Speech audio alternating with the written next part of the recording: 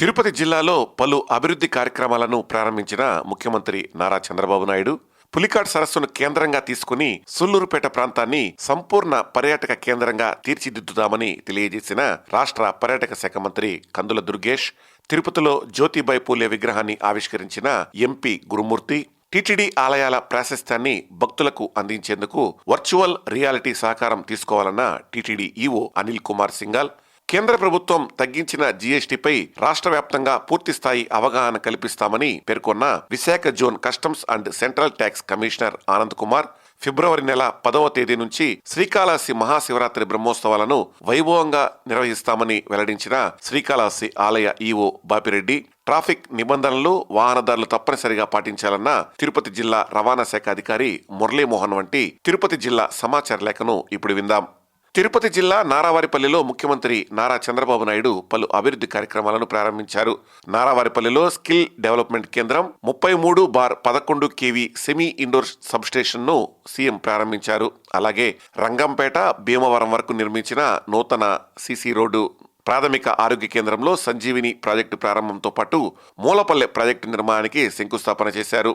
Tirupati ఎస్వీయూలో centralised advance పరిశోధన ల్యాబ్ను virtual గా ప్రారంభించారు. అలాగే మరికొన్ని అభివృద్ధి కార్యక్రమాలను కూడా ముఖ్యమంత్రి వర్చువల్ గా ప్రారంభించడం జరిగింది. తిరుపతి జిల్లాలోని పులికాట్ సరస్సును కేంద్రంగా తీసుకుని సూళ్లూరుపేట ప్రాంతాన్ని సంపూర్ణ పర్యాటక కేంద్రంగా తీర్చిదిద్దుతామని రాష్ట్ర పర్యాటక శాఖ మంత్రి కందుల దుర్గేష్ తెలిపారు. ఫ్లెమింగో ఫెస్టివల్ 2026లో భాగంగా సూళ్లూరుపేట ప్రభుత్వ జూనియర్ కళాశాల మైదానంలో ఏర్పాటు చేసిన ప్రధాన వేదిక వద్ద ముఖ్య అతిథిగా పాల్గొన్న పర్యాటక శాఖ మంత్రి మాట్లాడుతూ 3 రోజులుగా ఈ ఫ్లెమింగో ఫెస్టివల్ ను అత్యంత ఘనంగా విజయవంతం చేసిన ప్రజలందరికీ ధన్యవాదాలు తెలిపారు. భారతీయ సంఘ సంస్కర్త, ఉపాధ్యాయుని, రచయిత్రి సావిత్రిబాయి పూలే విగ్రహాన్ని తిరుపతిలో ఎంపీ గురుమూర్తి ఆవిష్కరించారు. సావిత్రిబాయి పూలే 195వ జయంతి సందర్భంగా సీతమ్మ నగర్ రోడ్లో ఏర్పాటు చేసిన సావిత్రిబాయి పూలే విగ్రహాన్ని ఎంపీ ఆవిష్కరించారు. ఈ సందర్భంగా ఎంపీ మాట్లాడుతూ కులమత భేదాలకు అతీతంగా సమాజాన్ని ప్రేమించిన వ్యక్తి సావిత్రిబాయి పూలే అని కొనియాడారు. ఆధునిక విద్య ద్వారానే స్త్రీ విముక్తి సాధ్యపడుతుందని నమ్మిన వ్యక్తుల్లో సావిత్రిబాయి పూలే ఒకరని, మొట్టమొదటిగా బాలికల పాఠశాలను ఆమె ప్రారంభించారని తిరుపతి ఎంపీ తెలియజేశారు. టీటీడీ స్థానిక అనుబంధ ఆలయాల ప్రాశస్త్యాన్ని భక్తులకు అందించేందుకు వర్చువల్ రియాలిటీ సహకారం తీసుకోవాలని టీటీడీ ఈవో అనిల్ కుమార్ సింఘాల్ అధికారులకు సూచించారు. తిరుపతిలోని టీటీడీ పరిపాలనా భవనంలో టీటీడీ ఉన్నతాధికారులతో ఈవో సమీక్ష సమావేశం నిర్వహించారు.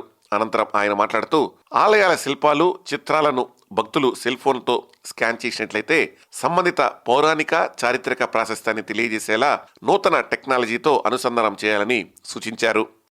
కేంద్ర ప్రభుత్వం తగ్గించిన జీఎస్టీపై రాష్ట్ర వ్యాప్తంగా పూర్తిస్థాయి అవగాహన కల్పిస్తామన్నారు Visakha zone customs and central tax commissioner Anand Kumar. తిరుపతిలోని వెనుకబడిన తరగతుల కళాశాల బాలికల వసతి గృహంలో స్వచ్ఛ భారత్ అభియాన్ నిధుల కింద RO plant, vending machines, mosquito nets ను కమిషనర్ అందజేశారు. ఈ సందర్భంగా Visakha zone customs and central tax commissioner Anand Kumar మాట్లాడుతూ గతంలో 1,30,000 మంది మాత్రమే జీఎస్టీని కట్టేవారని, ప్రధానమంత్రి నరేంద్ర మోడీ పిలుపుతో 1,70,00,000 మందికి పైగా జీఎస్టీని ప్రస్తుతం కడుతున్నారని పేర్కొన్నారు. జీఎస్టీని అందరూ సక్రమంగా చెల్లించడం ద్వారా పన్ను శాతం తగ్గడంతో పాటు దేశాభివృద్ధికి దోహదపడుతుందని తెలిపారు. ట్రాఫిక్ నిబంధనలు వాహనదారులు తప్పనిసరిగా పాటించాలన్నారు తిరుపతి జిల్లా రవాణా శాఖ అధికారి మురళీమోహన్. జాతీయ భద్రతా మాసోత్సవాల్లో భాగంగా తిరుపతిలోని ఎస్వి ఆర్ట్స్ కళాశాల నుంచి హెల్మెట్ అవగాహన ర్యాలీని తిరుపతి జిల్లా రవాణా శాఖ అధికారి ప్రారంభించారు. బాలాజీ కాలనీ సర్కిల్ నుంచి గాంధీ రోడ్డు వరకు అవగాహన ర్యాలీ జరిగింది. ఈ సందర్భంగా రవాణా శాఖ అధికారి మురళీమోహన్ మాట్లాడుతూ రోడ్డు ప్రమాదాలను తగ్గించాలన్న ఉద్దేశంతో వాహనదారులకు అవగాహన కార్యక్రమాలను పూర్తి స్థాయిలో నిర్వహిస్తున్నట్లు చెప్పారు. ప్రతి ఒక్కరూ హెల్మెట్ ను తప్పనిసరిగా ధరించాలని, హెల్మెట్ భారం కాదు బాధ్యత అన్న విషయాన్ని గుర్తుంచుకోవాలని రవాణా శాఖ అధికారి మురళీమోహన్ సూచించారు. ఇప్పటి వరకు తిరుపతి జిల్లా సమాచార లేఖను విన్నారు. వచ్చే నెల మరింత సమాచారంతో మళ్ళీ కలుద్దాం. వ్యాఖ్యానం తిరుపతి జిల్లా ప్రతినిధి ఎన్ జగదీష్.